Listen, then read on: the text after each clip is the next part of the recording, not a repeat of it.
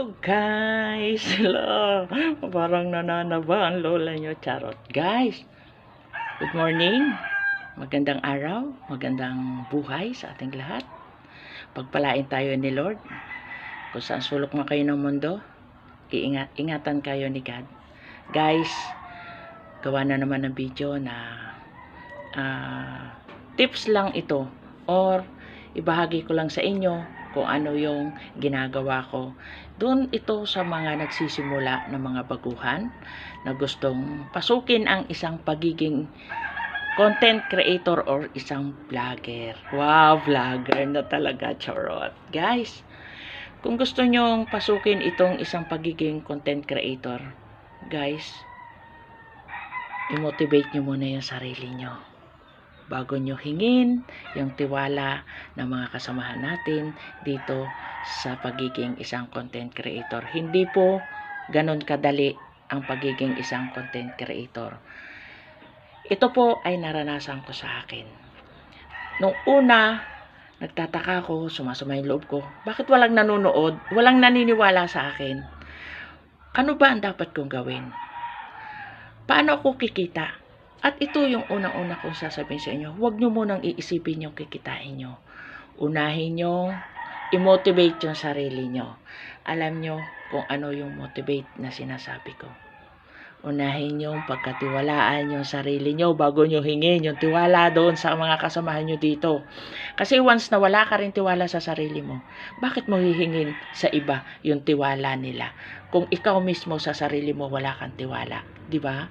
Ganun ako dati eh. Gusto ko magtiwala agad sila sa akin. Eh ako nga hindi nagtiwala agad sa sarili ko. Natatakot akong ilabas kung ano yung gusto kong sabihin sa mga natatakot akong ilabas yung talent ko. Takot na takot akong kumanta, takot na takot akong sumayaw, takot na takot akong mag-talk sa harap ng camera. Bakit sila magtitiwala sa iyo? Na ikaw nga mismo sa sarili mo hindi ka nagtitiwala.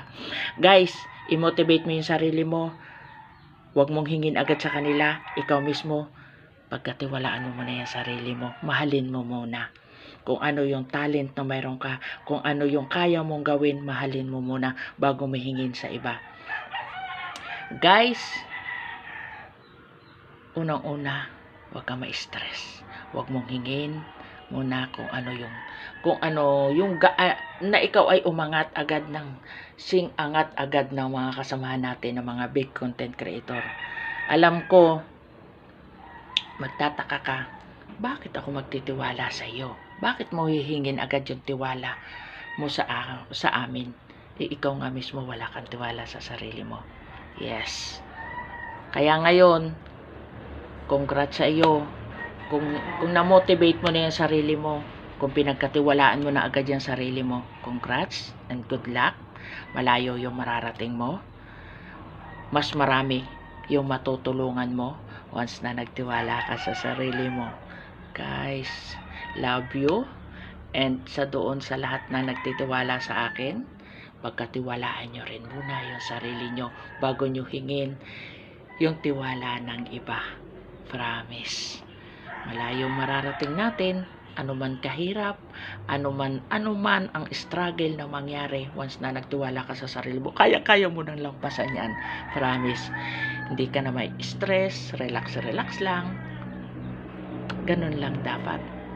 Yun lang po. Sana nakatulong ang video ito. Sana may napulot kayong aral. Kung may napulot kayong aral, paki-share para mas marami yung makarinig, mas marami yung makapanood ng video ito. At i-motivate rin nila yung sarili nila. Love you all! Good luck! Follow for more. Thank you for watching.